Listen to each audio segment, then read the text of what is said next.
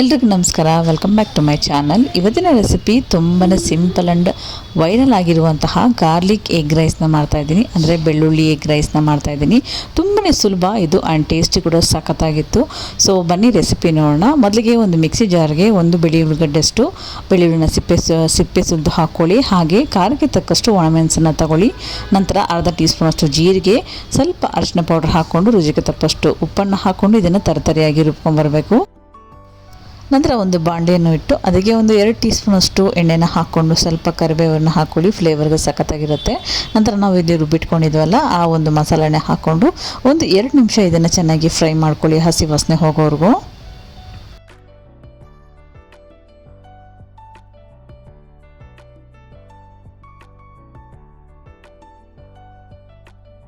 ನೋಡಿ, ಈ ರೀತಿಯಾಗಿ ಫ್ರೈ ಮಾಡ್ಕೊಂಡಿದ್ದಾದಮೇಲೆ ನಿಮಗೆ ಎಷ್ಟು ಮೊಟ್ಟೆ ಬೇಕೋ ಅಷ್ಟು ಮೊಟ್ಟೆನ ಹೊಡೆದು ಹಾಕ್ಕೊಂಡು ಆ ಮೊಟ್ಟೆನ ಕೂಡ ಚೆನ್ನಾಗಿ ಫ್ರೈ ಮಾಡ್ಕೊಬೇಕು.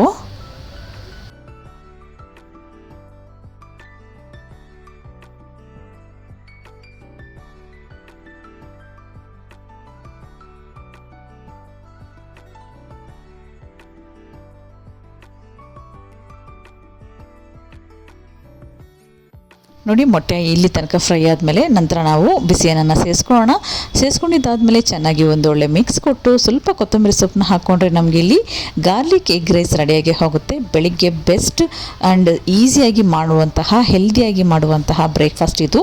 ಮಕ್ಕಳ ಟಿಫನ್ಗೆ, ಮಧ್ಯಾಹ್ನ ಲಂಚ್ಗೆ ಪರ್ಫೆಕ್ಟಾಗಿ ಇದೆ. ಒಮ್ಮೆ ಟ್ರೈ ಮಾಡಿ ಹೇಗೆ ಬಂತು ಅಂತೇಳಿ ಕಮೆಂಟ್ ಸೆಕ್ಷನಲ್ಲಿ ತಿಳಿಸಿ.